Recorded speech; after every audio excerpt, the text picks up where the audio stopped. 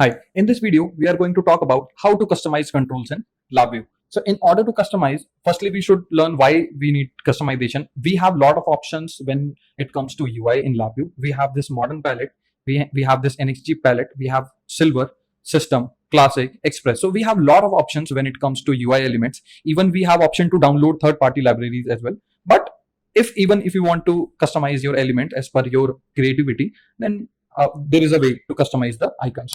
Let me place one silver button over on the screen, as you can see, and I want to customize this icon. The red square does not look very aesthetic. So what we can do is we should right click on the element, go to advanced and click on customize, right? So another window will pop up. It is as same as when we create the type definitions. When we create the type definitions, the type def will pop up, and when we customize it, we click on control. So this control option is used to customize your elements in LabVIEW.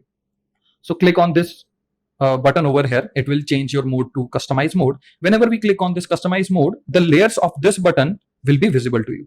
So now what we have to do is we have to change this icon over here.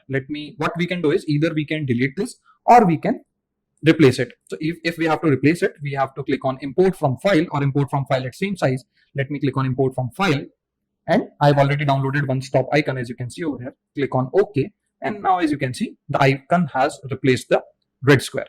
You can even extend this icon. If you extend this icon, you have to change the resolution of your icon, and click on again edit mode. So now as you can see, the icon has been changed.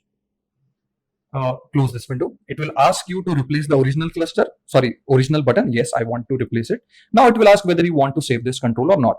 So it's your choice whether you want to save your instance. But if you have, it's not like type definition. For example, if you have saved this file and you have used this same button in other project and you have again customized it, then the changes will not be reflected. So it's not like type definition. It is a very normal element, and the modifications will not be reflected on the other instances. So it's your choice whether you want to save it or not.